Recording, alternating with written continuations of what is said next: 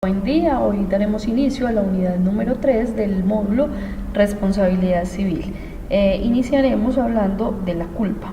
¿Qué es la culpa? Pues ninguna de las legislaciones, ni la francesa, ni la española, ni la italiana, ni mucho menos la colombiana han definido la culpa.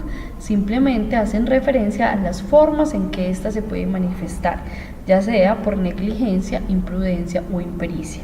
Así que el desarrollo del concepto ha sido puramente doctrinal.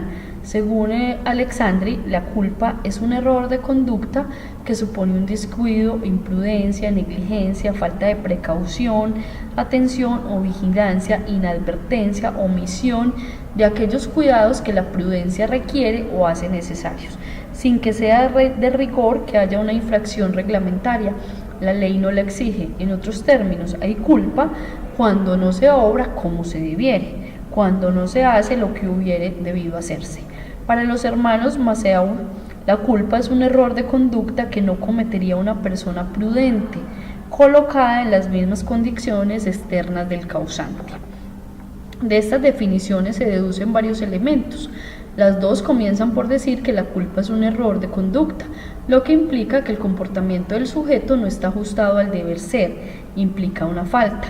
En la primera definición encontramos varias formas en las cuales se puede manifestar la culpa, pues se habla de imprudencia, de negligencia, falta de precaución, atención o vigilancia, inadvertencia u omisión de cuidado.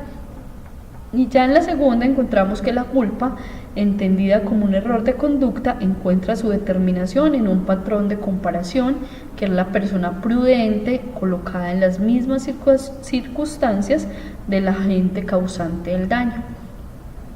Ahora, ¿cuáles son las formas en que reviste la culpa?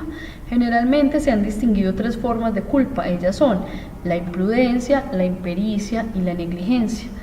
Que podríamos definir la imprudencia como la temeridad o la ligereza con que el sujeto realiza una conducta, bien sea porque no prevea, debiendo prever los efectos de la misma, o porque a pesar de haberlos previsto, se confía en que los puede evitar. Es en cierta forma el desprecio por los bienes que corren riesgo de daño al realizar la conducta.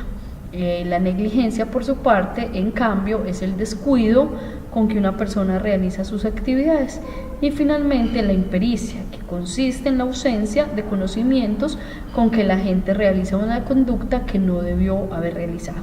Entonces, las formas en que se reviste la culpa, estamos hablando de la imprudencia, que es la ligereza o la falta de cuidado con que la persona o el sujeto realiza una conducta, la negligencia, que es el descuido con que realiza sus actividades, y cuando hablamos de impericia estamos hablando de la ausencia de conocimiento o la falta de experiencia con que ese sujeto realizaría una acción.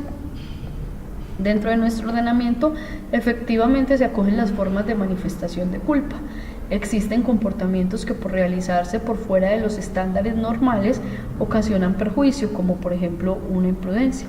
Otros que por no tomar las medidas necesarias y suficientes de igual manera producen daños, la negligencia. Y finalmente existen aquellos en los cuales la falta de habilidad y destreza para cumplir ciertas tareas igualmente pueden ocasionar el daño. En esta estaríamos hablando de impericia. Ahora hablemos de lo que es la graduación de la culpa. El Código Civil en el artículo 63 nos gradúa la culpa y distingue tres especies de culpa y descuido. La primera de ellas sería culpa grave, la segunda negligencia grave, culpa lata, que consiste en no manejar. La primera, la culpa grave, negligencia grave o culpa lata, esa es una sola, y es la que consiste en no manejar los negocios ajenos con aquel cuidado que aún las personas negligentes o de poca prudencia suelen emplear en sus negocios propios. Esta culpa en materia civil equivale al dolo. Esta es la definición que nos da el Código Civil en su artículo 63 sobre la graduación de la culpa. Ahora, la culpa leve, descuido leve o descuido ligero es la falta de la diligencia y cuidado que los hombres emplean ordinariamente en sus negocios propios. Culpa o descuido, sin otra calificación, significa culpa o descuido leve. Esta especie de culpa se opone a la diligencia y cuidado ordinario o mediano. Así vemos que la culpa grave, negligencia grave o culpa lata tiene que ver cómo se asemeja al dolo, porque ya siempre que hablemos de culpa estamos hablando de que no hay ninguna intención de ocasionar el daño, pero sin embargo por esta graduación podemos definir si la culpa fue grave o si fue leve o si por el contrario fue levísima, para tenerlo en cuenta al momento de esa indemnización. El que debe de la culpa se opone a la diligencia o cuidado ordinario o mediano. El que debe administrar un negocio como un buen padre de familia es responsable de esta especie de culpa. Estas definiciones son del Código Civil. El Código Civil colombiano pues es el código más antiguo de todos los que tenemos. Ese casi nunca tiene modificaciones, por eso los términos o los ejemplos que son como de épocas tan anteriores. Entonces la culpa o descuido levísimo es la falta de aquella esmerada diligencia que un hombre juicioso emplea en la administración de sus negocios importantes. Esta especie de culpa se opone a la suma diligencia o cuidado. El dolo, por su parte, consiste en la intención positiva de inferir injuria a la persona o propiedad de otro. Estas referencias de la graduación de culpa se asimilan en la mayoría de los casos a la responsabilidad contractual.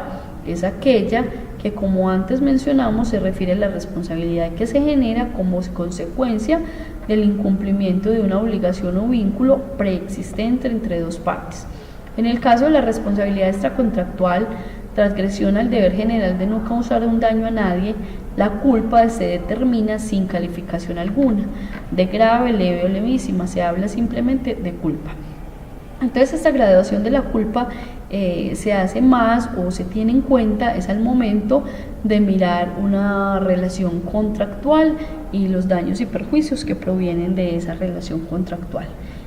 Para la extracontractual simplemente hablamos de culpa sin ninguna clasificación.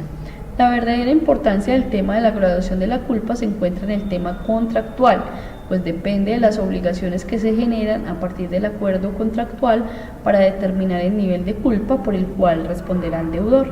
Esto lo estipula el artículo 1604, que dice que el deudor no es responsable sino de la culpa lata, que es culpa grave, leve o lata, en los contratos que por su naturaleza solo son útiles al acreedor y este es responsable; de la leve en los contratos que se hacen para beneficio recíproco de las partes; y de la levísima en los contratos en que el deudor es el único que reporta beneficios. Presunciones de culpa. Uno de los temas fundamentales de la responsabilidad civil es la de la carga de la prueba de la culpa. La culpa debe ser probada por el perjudicado, o es el sujeto agente del daño a quien le corresponde probar la ausencia de la misma. La existencia de una presunción implica necesariamente la inversión de la carga de la prueba. Si en condiciones normales quien alega debe probar lo alegado, cuando existe una presunción de culpa, el perjudicado no está obligado a hacerlo. Ello no implica que no haya nada que probar, debe existir necesariamente prueba de los demás elementos constitutivos de la responsabilidad civil. Lo que se ha generalizado por llamar presunción de culpa es en realidad una culpa probada o presunción de responsabilidad, puesto que si consideramos que la culpa ya se encuentra probada, nada podrá hacer el agente para desvirtuar su existencia, solo le quedará eximirse de responsabilidad con la prueba de una causa extraña. La jurisprudencia también se ha pronunciado con respecto a esto y ha puntualizado la Corte que la regla del artículo 2356 del Código Civil apareja una presunción de culpa en contra de quien causa perjuicios con ocasión del ejercicio de aquellas actividades cuya ejecución entraña peligros o riesgos para las personas del entorno, responsabilidad de la cual solamente se exoneran en cuanto se acredite que el daño solo puede tener por fuente cualquier suceso extraño, como una fuerza mayor, culpa exclusiva de la víctima o hecho de un tercero.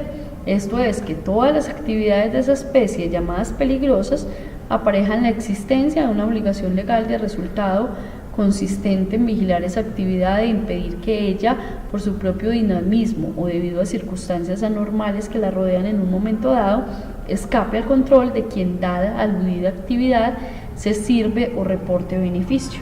Luego, si en la realización de un daño se demuestra que tuvo una influencia causal caracterizada un hecho de índole de los que viene haciéndose mérito en estas consideraciones, en términos de ley es suficiente para tener por probada, por vía de presunción contenida en aquella disposición, la infracción de la obligación de guarda recién aludida. La causalidad basta para tener por establecida la culpa en aquellos casos en que, atendida la naturaleza propia de la actividad y las circunstancias precisas en que el hecho dañoso se realizó, la razón natural permite imputar este último a la incuria o imprudencia de la persona de quien se demanda la reparación, e inútil será por lo tanto que este último, guardián de la actividad y demandado en el proceso, intente establecer que observó la diligencia debida. Su defensa entonces no puede plantearse con el éxito en el terreno de la culpabilidad, sino el de la causalidad, rindiendo la prueba de la causa extraña del perjuicio originada en el caso fortuito o en la fuerza mayor, en el hecho de la víctima o en el hecho de un tercero. Estas pues, por jurisprudencia, lo que nos dice la Corte con respecto a esta presunción de culpa.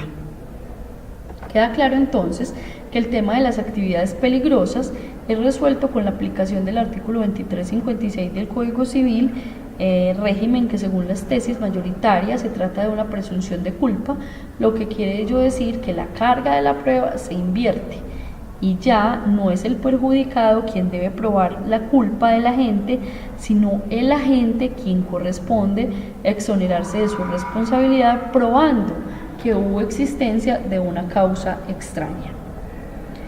Con esto damos por finalizada la unidad número 3, nos vemos para la unidad número 4, muchas gracias.